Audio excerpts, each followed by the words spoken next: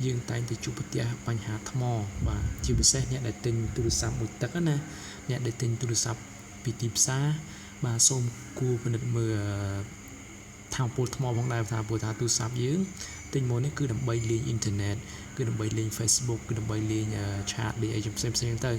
ប៉ុន្តែទូរស័ព្ទបើទោះបីជាទូរស័ព្ទថ្លៃប៉ុណ្ណាក៏ដោយបើសិនជាទូរស័ព្ទនោះវាមិនមានថ្មកាន់ឬក៏ថ្មអត់កាន់ទេវាពិតជាពិបាកសម្រាប់ការប្រើប្រាស់ដូច្នេះមុននឹងយើងធ្វើការសម្រេចចិត្តទិញរបស់ជាពិសេសទូរស័ព្ទនេះឯងបាទជាក់ស្ដែងគឺទូរស័ព្ទ iPhone នេះតែម្ដងអញ្ចឹងមុននឹងយើងទិញមកយើងគួរតែមើលពិចារណាទៅលើថ្មក៏ជាបញ្ហាមួយដ៏សំខាន់ដែរឥឡូវដើម្បីមើលថ្មតើយើងធ្វើយ៉ាងម៉េចបាទគឺឃើញថ្មនៅនេះគឺ 23%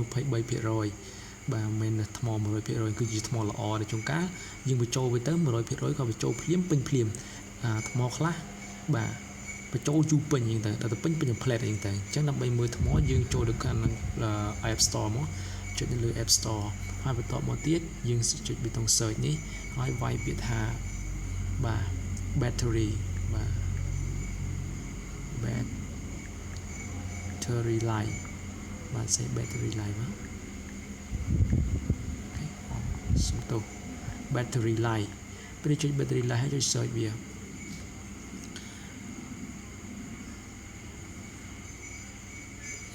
បាទអញ្ចឹងទូរស័ព្ទវាពិតជាពិសេសហើយវាសំខាន់ដែរសម្រាប់ថ្មអញ្ចឹងអាយុកាលថ្មរបស់វាបើសិនជាទូរស័ព្ទកាន់តែបានកាន់ថ្មបានយូរវាពិសេសវិសាលហើយទូរស័ព្ទអញជាបានថាល្អសម្រាប់ការប្រើប្រាស់បាទឥឡូវនេះគឺជាកម្មវិធី battery life check device runtime អញ្ចឹងកម្មវិធីនេះមួយគឺសម្រាប់ឲ្យយើងត្រួតពិនិត្យថ្មតើថ្មគុណភាពនៅក្នុងទូរស័ព្ទមួយនេះតើថ្មអាចប្រើប្រាស់បានយូរប៉ុន្មានតើវាល្អដែរឬអត់អញ្ចឹងដោយសារខ្ញុំ download រួចហើយវាចេញពាក្យថា open បើសិនជាអស់លោកអ្នកដែលមិនទាន់បាន download ជួយ download កម្មវិធីនេះទុកមើលថ្មរបស់ទូរស័ព្ទរបស់យើងហើយយើងមើលទៅហើយវាមានពាក្យចេញពាក្យថា install ឬក៏ get អញ្ចឹងខ្ញុំចុច open វាទៅមើលថាមពលថ្មរបស់ទូរស័ព្ទមួយនេះអញ្ចឹងនៅក្នុងនេះគឺវា load វា level មួយហើយដាក់ថាលក្ខខណ្ឌរបស់ថ្មទូរស័ព្ទនេះគឺនៅល្អនៅឡើយទេបើសិនជាលើកពីល្អវាដាក់ថាពាក្យថា excellent អញ្ចឹង excellent នេះមានន័យថាល្អបំផុតហើយប៉ុន្តែថ្មទូរស័ព្ទនេះវាមិន excellent ទេគឺវាល្អនៅក្នុងនេះគឺវាប្រាប់ដែរគឺប្រាប់របៀបនៃការប្រើប្រាស់ហើយអាយុកាលរបស់ថ្មបើសិនជាវាដើរលក្ខណៈ 3G វានឹងអាចបាទរយៈពេល1ម៉ោងបាទ 3G 1ម៉ោងពេញ 3G browser 1ម៉ោង44នាទីបាទ LTE គឺ1ម៉ោង44ដូចគ្នា Wi-Fi គឺ2ម៉ោងវីដេអូ2ម៉ោងចាក់ចម្រៀងវិញគឺប្រហែលអាចរត់រហូតដល់8ម៉ោងបាទបើសិនជាទុកឲ្យវា stand by គឺរយៈពេល2ថ្ងៃខាងក្រោយគេនេះណា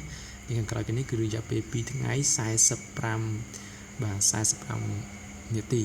បាទនេះគឺជាកម្មវិធីមួយសម្រាប់មើលថ្មបាទសម្រាប់មើលថ្មនៅក្នុងទូរស័ព្ទជាពិសេសគឺពួកiPhone តែម្ដងបាទអញ្ចឹងខ្ញុំមានតែប៉ុណ្្នឹងដើម្បីបង្ហាញអរគុណច្រើនសម្រាប់ការទស្សនានៃវីដេអូនេះ